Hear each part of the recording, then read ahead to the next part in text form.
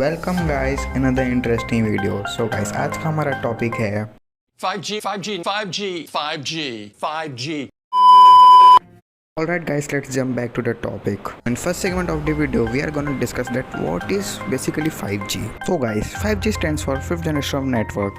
ये 4G से 100 गुना ज़्यादा एफिशिएंट है, उससे 100 गुना ज़्यादा नेटवर्क हैंडल कर सकता है और उससे ज़्यादा भी रिलायबल है। और दोस्तों इसके आने के बाद 4G नेटवर्क में जो कंजेशन बना हुआ है नेटवर्क ट्रैफिक का वो भी कम हो जाएगा। तो गाइस अब हम जानते हैं what will be the practical impact of 5G इन our daily lifes. Guys 5G की ज़्यादा बैंडविड्थ के कारण हम नेटवर्क के ऊपर कोई भी लार्ज फाइल बहुत इजीली शेयर कर पाएंगे और इसकी एफिशिएंसी और लो लेटेंसी के कारण कार्स को ऑटो पायलट मोड में चलाना और फिर एआई को रियलिटी में लाना भी बहुत आसान हो जाएगा।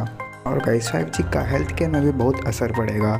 पेशेंट का रिमोटली सर्जरी करना से लेकर पेशेंट को प्रिस्क्रिप्शन देना, पेशेंट को पूरा मॉनिटर करने में भी ये बहुत मदद करेगा। और गाइस इसका बहुत बड़ा इम्पैक्ट एग्रीकल्चर सेक्टर में भी पड़ेगा क्योंकि 5G की मदद से हम क्लाइमेटिक कंडीशन को और भी बहुत अच्छे से मॉनिटर कर पाएंगे, खेतों के पौधों को भी बहुत अच्छे से एनालाइज कर पाएंगे और उसके हिसाब से उनको वक्त वक्त पर कौन से केमिकल्स प्रोवाइड करने हैं ये जानना ये बहुत आसान हो जाएगा। तो गाइस अब आप सोच रहे होंगे इतने सारे 5G के फ़ायदे होने के कारण ये इंडिया में कब आएगा।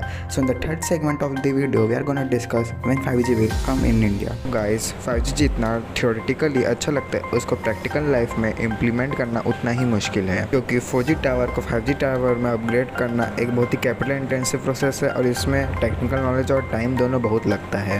इस अपग्रेडेशन प्रोसेस में स्पेक्ट्रम बहुत इंपॉर्टेंट होता है। स्पेक्ट्रम एक ऐसा डिवाइस होता है जो इलेक्ट्रोमैग्नेटिक वेव्स एमिट करता है और इस वेव्स की मदद से हमारा डेटा नेटवर्क के ऊपर ट्रांसफ़र होता है और शेयर होता है। तो दोस्तों अगर मीडिया रिपोर्ट्स की मानी जाए तो अप्रैल 2022 तक 5G स्पेक्ट्रम के ऑक्शन शुरू हो जाएंगे।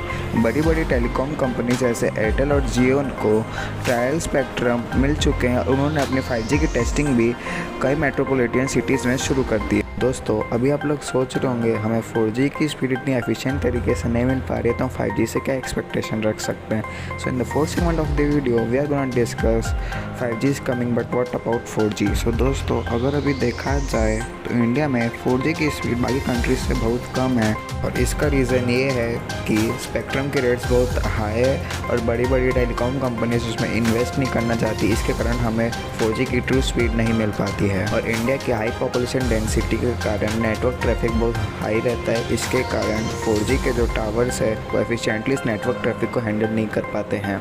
सो दोस्तों गवर्नमेंट भी धीरे धीरे अपने इनिशिएटिव्स ले रही है कि वो कैसे इस स्पीड को इम्प्रूव कर सकते हैं और इंडिया कनेक्टिविटी को और एफिशिएंट बना सकती है। तो दोस्तों मैं एंड में यही कहना चाहूँगा कि इंडिया में 5G की टेस्टिंग शुरू हो चुकी है और गवर्नमेंट धीरे धीरे इनिशिएटिव भी ले रही है और बड़ी बड़ी टेलीकॉम कंपनीज भी इसको बहुत प्रमोट करने वाली है।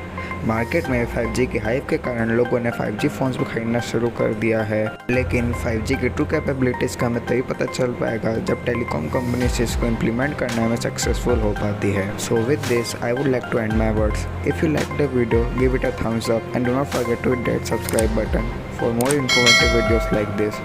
Stay happy, stay safe.